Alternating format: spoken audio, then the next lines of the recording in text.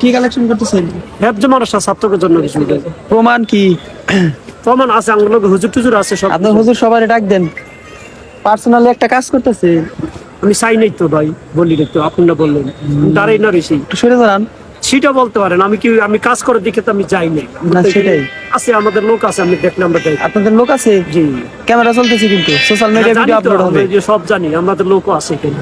আছে আপনাদের লোক? হ্যাঁ, আপনারা কি কোন মাদ্রাসা থেকে আসছেন? এটা যে টঙ্গি ইস্তেমার মাঠের কথা। টঙ্গী ইস্তেমা?